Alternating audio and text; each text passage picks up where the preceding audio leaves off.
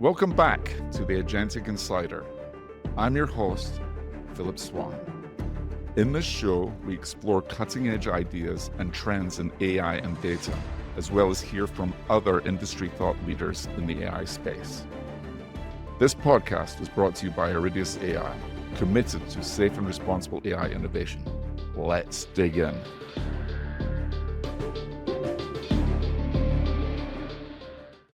Hi, welcome to this week's edition of the Agentic Insider. Joining me and Alistair today are two of our favorite insiders, our Chief Technical Officer, Peter Larsen, and our AI Technical Fellow and OpenAI's Head of Developer Forum, Spencer Bentley. Welcome to the show this week, guys. Thank you. Great to be here. So this week, we thought we would talk about an AI solution factory versus an agent factory. And so, Peter, can you maybe tell us what we mean when we talk about the Iridius solution factory versus all the agent factories that we're seeing coming out? Yeah, absolutely. I think the fundamental difference is scope. When you talk about individual agents, you might be thinking about an MCP-based agent that handles language and tool use and so on, right? That's a pretty narrow scope. Could you explain what MCP means to people? Yeah, so the Model Context Protocol, that it has become more or less the standard, and Microsoft has put their weight behind it and so on, as a way, just one of many ways to implement the interaction between the agent and its purpose and the model and any additional tools. But that is a very narrow scope, right, for an agent. And a solution factory has to talk about a bunch of cross-cutting concerns like many business applications integrating, many users collaborating. So that's a very different scope. When you're thinking about this a little bit, there are lots of frameworks out there, LangChain, Replit, and others are just many. There are two of many examples out there. So these tools make it really easy to spin up AI agents, right? So how have they actually made it easier, Peter and Spencer? Those systems have taken away a lot of the base coding requirements that you had to have in the past to build the framework to make an agent work. So the actual code, the Python or the C code that you needed to write to connect to the APIs, to connect to data sources, to connect to retrieval augmented generated databases, that has been automated. So you can just say, I need an agent, and all of that work is done. So you can now, rather than needing to be an expert coder and build that, you can just specify, I need this problem solving, and I need an agent to do it. And that simplifies that creation process. So if you want to be able to create, if you want to create an AI system, as in ISO 42001 or any of the ISO standards defines an AI system as a solution, a way of doing things with AI, that normally involves, more than one agent in that respect. So if you're building individual agents, then it's your responsibility to sort of orchestrate them and collate them together and make them all work to build out this solution, right? 100%. What you get with an agent factoring is the ability to do anything you want, but it's on you to do it. You have to build all of the additional compliance, responsible AI, security. That has to be done by you and is your responsibility. The agent will not come with that as standard. And it takes a bunch of the subject matter expertise out of the equation, right? You don't have to be an expert in graph databases or vector databases. That happens transparently behind the scenes. So these frameworks, the ones we just spoke about, they do help with some operational efficiency, don't they, in terms of the amount of code a software engineer has to actually physically write now? It's a cognitive load kind of question, right? How many things do I have to keep in my head? And if you're not an expert software developer in the domain, you may not know which part of the elephant to chew first. Sure. So hang on, I'm going to jump in here. So look, if it's much easier to build agents, why don't we just take an agent and fill it with everything we want? Why do we have to build a solution anymore? Why don't we just build the agent that does everything? It's the God agent. Basically, it will do the marketing. It's the entire CRM. It's every bit to do with purchase orders. Why can't we just keep having, an agent which has a very large context window now, be able to do all of these operations if we can code it in that way? It's down to a technical limitation with AI. Humans have the same thing. You would not hire one person to be the CFO, the CEO. You split those into different roles because specialization enables domain-specific knowledge to be piled up. Is the word. You can get a lot more detail by narrowly focusing. If you have a general agent and you ask it to do everything, it will either do a little bit of the start or it will perform poorly on everything. An AI agent is really good when it's given a simple, well-defined task to do, and then you build another agent to do another unrelated task. If you try and get an agent to do 5 things, you'll probably be fine. 10, yeah, you're sort of on the edge. If you were to ask an agent to do 50 things, you'd get 50 poorly done things. Or five done things, But, Right. I mean, I don't understand. So I'm like, I do, but I'm pushing it here. So AI is moving at an exponential rate. Agentic environments are moving at an exponential rate. Surely the problem that you're saying is a bit like, now a phone works really well because you have sort of an unlimited amount of bandwidth. Surely this is a problem that's going to go away with time. So the idea of being able to stick everything inside an agent is a problem that will be solved over time. We just have to wait until it gets solved. Right. So one theory on this is that, yes, we will eventually end up with a super intelligent artificial intelligence and an ASI, artificial super intelligence.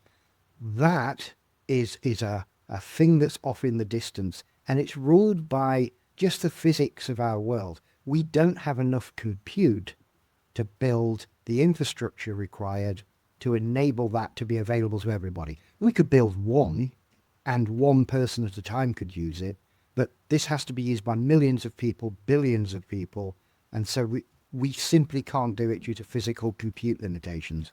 There's also an organizational answer to that question, right? Because enterprises want a level of control. They don't want to delegate everything to a model provider out there, right? So the line between what's mine and what is yours and what you can't see and what you can't know is something that the enterprise wants to draw. So, and what I'm hearing also is, and I've heard this for a long time now because we've been discussing it all internally for quite some time, is it's like a human. You don't want to be a human where you're a quote unquote jack of all trades and a master of none. It's the same thing here. You want to give the agent to be, a master of the particular goal or task that it's targeted against, right? Absolutely. But there's one more aspect, Philip, which is sometimes you care how work gets done. And the reason why you care how it's done is that you care about whether the thing that you're doing the work to is handled in a way that can actually maybe managed over time.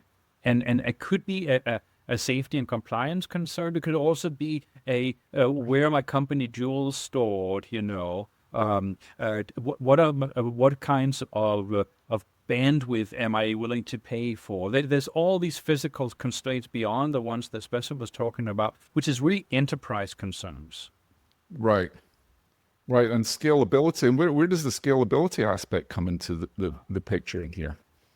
Well, one of the things that it's almost as if functionality and scalability are independent axes, right? You can think about creating a solution that functionally does something, but then if it has to do functionally the same thing for 1 million people at the same time, you have to have a way of coping with scale. Yeah, exactly. I mean, because one of the things we were talking to one banking customer that we're working with is exactly it, right? They've got Alistair's just nodding his head, or you're right. Because we're talking now, they've got 15 million accounts, and each account needs a minimum of 5 agents. So now we're talking millions and millions and millions of agents, right? And people today are talking maybe 5, 10, 50, 100. We're already thinking in the millions, if not higher. Yep. Why is that? Why are people not thinking in that levels of scale? It's very hard. Is the make. Don't think about the things that are really hard to do. Pick the low-hanging fruit. So right now, the problems that are being addressed are the things that are not difficult. But there will come a time, and that time looks to be now, that people need to have a vast number of agents that talk to one another in an organized, constructive way. This is something that Sam Altman sees as the vision for the future, is billions, maybe trillions of agents all talking to one another in the background, and we never notice. Our taxis arrive on time, and they're maybe driverless, but the show we want to go and see, the cinema visit we want to go and make, all of that will be completely seamless. And this, oh, the taxi isn't here, oh, my clothes haven't arrived, my delivery's late, that will be a thing of the past. People will look back with sort of fond memory. Do you remember when things were not connected? So, Peter, let's talk a little here about one of the crucial things that makes a difference. Okay, if you're talking about 3 or 4 or 5 or a dozen agents, maybe integrated in some sort of Zapier-like workflow, those sorts of things are easy to be able to build and orchestrate. Yeah. When you move to millions, maybe tens, hundreds, billions of agents, orchestration of this with some sort of central spider in the web to make this all happen it feels like a nightmare. So what's the solution here? Yeah, no, it does from a performance standpoint as well, right? You don't want to have a single bottleneck to slow your system down, right? So millions of agents have to be able to distribute and delegate responsibility and fan out, right? That is a fundamental design principle. So any gating, any controlling factor in the system has to be highly distributed already. You cannot afford to go to the single place to get your job done. So I just want to drill into that. So the point that you're making here is don't have a central orchestrator. Make Yes. it distributed. Yes. So that now goes into the whole security, trust, and compliance aspect, right? Like you just walk straight into that one, Peter, right? It's so what are so I want to address security first, right? Because scalability, we've already been talking about it. So what are the security implications, do you think, of an agent factory approach versus a solution factory like what we have? Actually, I think the single hardest part is to make it understandable to the human who is actually starting off this quest, right? When they design the guide rails for what is okay and not okay inside of their agent environment, we need to give them the language that they understand that there are red lines beyond which the agents cannot go. And this is a highly nuanced story, right? Depending on context and purpose and the data operated upon and on behalf of whom and so on. But we have to give them a language to talk about that. And that cannot afford to be as fuzzy as English. Right, and then one of the things you just briefly touched on there was, and we call it, in the industry calls it entitlements, right? Yes. So for because we operate in a mode of zero trust, right, and least privilege in our platform, and so how does that help clients versus working with an agent factory?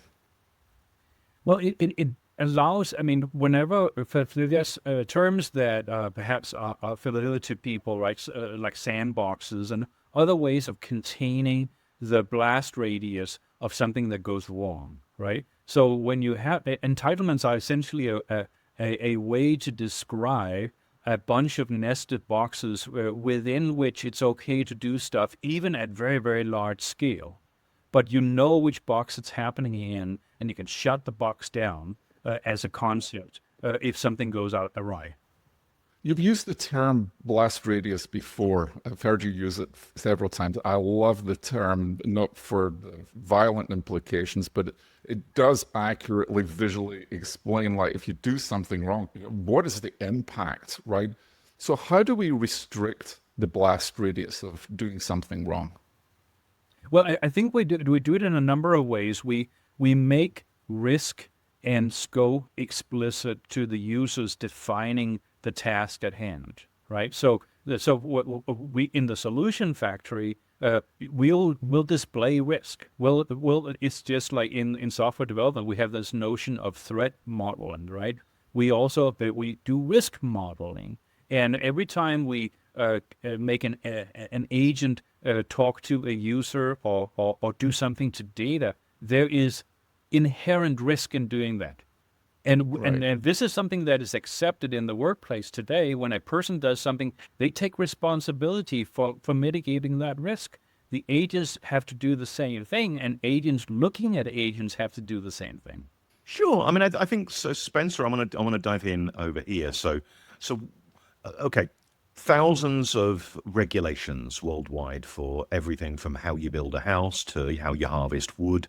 Obviously, there's a lot of regulations out there coming at a U.S. state level, at a U.S. federal level with the EU AI Act.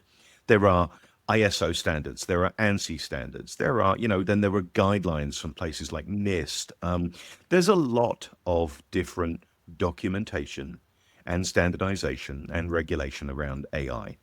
How can you take that and really learn from it to be able to integrate it into agents? So this is something that we realized was a primary pillar of how this is all going to work. So we have a document grokking system that can extract the logical meaning and the rules from documents, and the documents can be arbitrary. So it doesn't have to be all ISO or all NIST.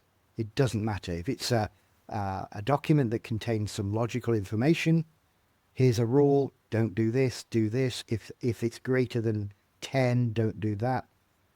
We can extract that information, we can process it, and put it into a form that the AI is able to easily ingest, and it means we can limit the amount of context that the AI gets for any one task to a small manageable chunk, which means it is fast and low cost. And that's really important when you're scaling these things to millions of agents. You don't want a million agents looking at a million pages of documentation each. Sure, but the semantic context of these documents is quite rich, and everyone's definition of responsible AI is different, let alone everyone's definition of what do you mean by risk or AI impact. How on earth do you deal with complicated, conflicting but similar sets of data? Right, so we embed this information into a graph database, and we can then interrogate that with an AI. And one of the really interesting problems is, how do you detect logical inconsistencies between two sources? And our technique allows us to look at two different sources and say, how different is the information they contain? And if it's very different, we know there is an inconsistency there. And if the difference is low, then we know they are generally speaking and talking about the same thing.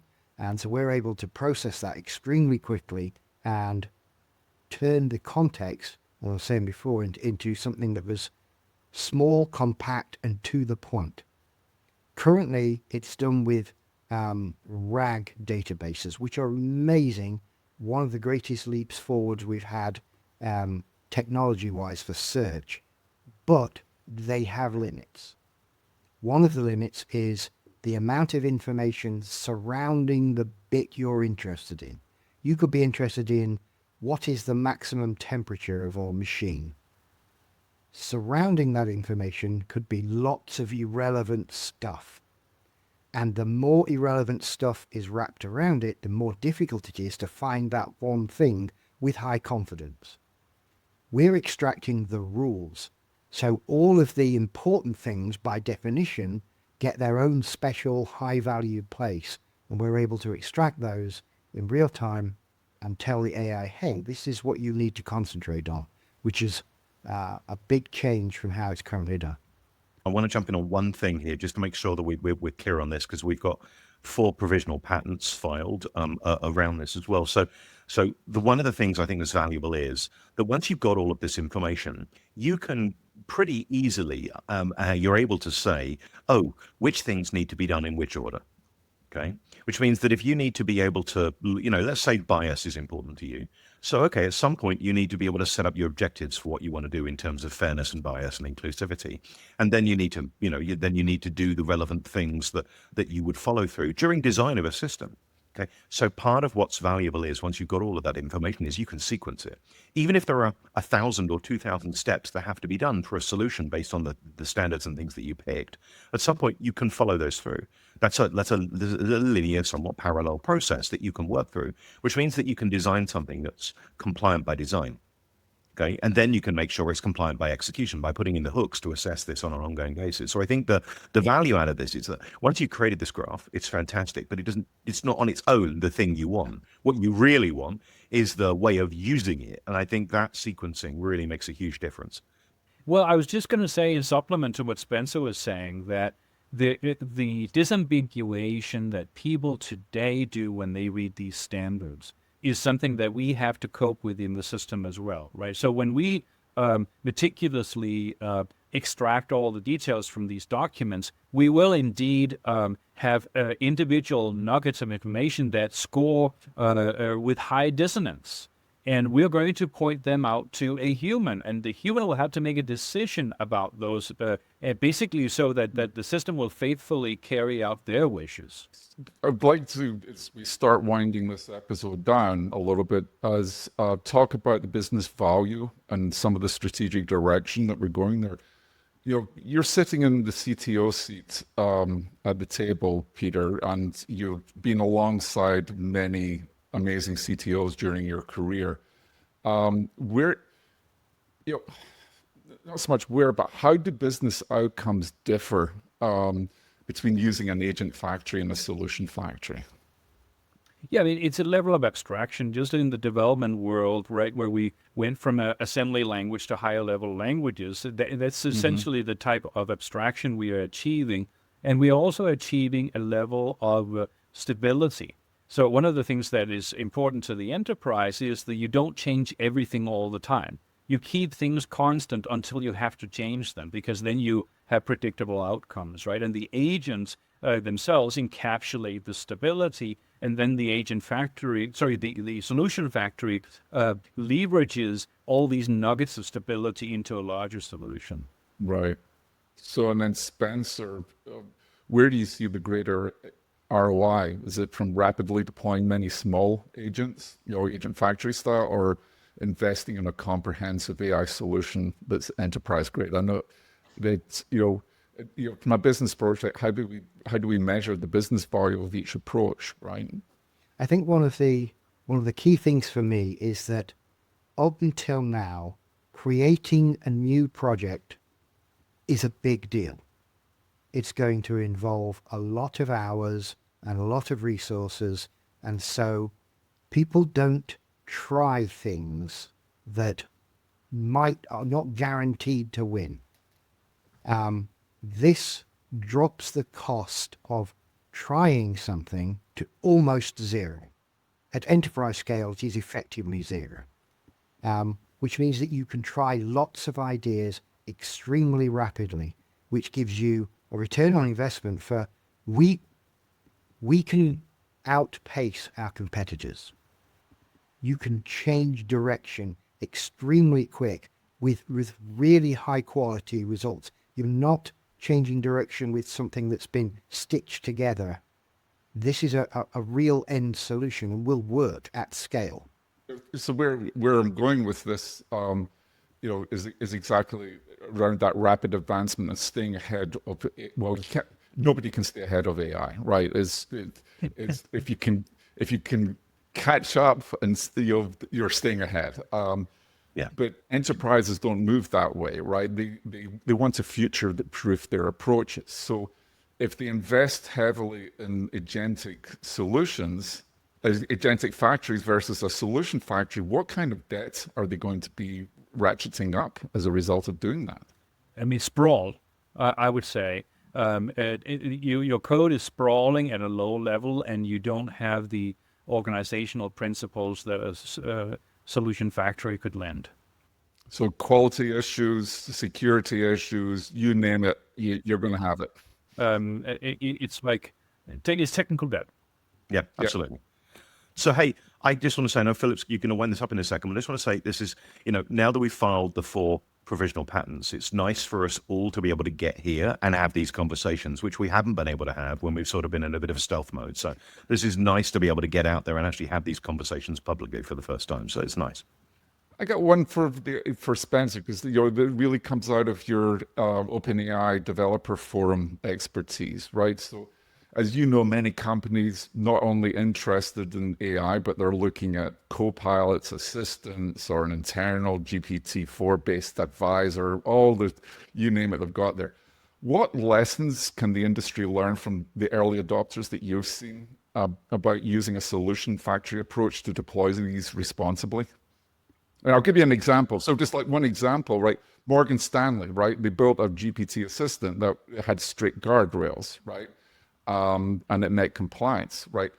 But how usable was it? Because it didn't have any access to the internet or anything else, right? The first thing I'd say is any company that's getting involved in AI at any level is doing the right thing. It might be a painful thing to do, but getting involved is essential. There is no choice. You need to get AI into your company, and you need to start experimenting with it as an absolute minimum. Beyond that, the difference that a solution factory makes for an enterprise is that the risk to you as an enterprise is lowered by a massive amount compared with experimenting with a GPT-4 model by itself. You need to allocate resources to build and work with that model. You need to allocate resources to then build security, to build compliance. It's a large project. Again, this is what a solution factory does is reduce the cost of change, the cost of experimentation, and the cost of creating new innovations tends to zero. And also eliminating the risk, right? The risk part is the huge thing there, right? I would say that's one of the biggest costs. If you create brand damage by a poorly implemented AI solution, that can be more expensive than any amount of R&D time spent on the project. Get that right from the beginning. And a solution factory means that all of the security, the compliance is handled for you, and you concentrate on what is the problem I need to solve, not what are the problems with the thing I'm trying to solve the problem with. Solve your problem, don't try and solve the problems with AI. Right. So it's really what a solution factory delivers is the last mile in AI. That's what you're describing here from the old days. Yeah, exactly. So listen, guys, thank you so much for your time. This has been really good. And just one final thing for both of you to leave the audience with. What advice would you give to enterprise leaders evaluating these approaches? What key questions should they ask when deciding between empowering teams with a suite of agent development tools versus adopting a comprehensive solution factory, for their initiatives? What advice would you give? I would say you have to be clear about who you're empowering. So that's important, because we are talking about democratizing the access to creating solutions, but that still doesn't mean that everybody in the company perhaps needs to be sitting behind the keyboard in that case, right? So you have to be very clear about that, and also it's a new kind of collaboration that is way faster than what you used to do in the past. So you have to accommodate the new speed that this kind of competitively forces you to adopt. Right. Spencer, what's your advice? Ask the questions around the culture in your company, because if your company is anti-AI, it doesn't matter what AI you bring in, you still have to fight that battle. So ask, is my company ready for this? And how can I minimize the stress on the people within my company? I would just add to that for a little bit, and this comes from a conversation Alistair and I had earlier today, in fact, about giving the workforce dignity and purpose at work, right? So change management, what we're kind of alluding to here, has to really incorporate, in my opinion, that dignity and purpose in work, because without it, we don't have it, and you're just replacing jobs at that point. Right. There has to be a value to why you are doing it. Thank you so much for your time, and to our audience, thank you so much for giving us 30 minutes of your time listening to this great conversation. And until next week, it's goodbye from both Alistair and myself, and looking forward to seeing you next week. Thank you. That's a wrap on this week's episode of the Agentic Insider. Thank you for listening. For show notes and more, please visit agenticinsider.show. To learn more about Iridius, visit iridius.ai. We'll see you next time.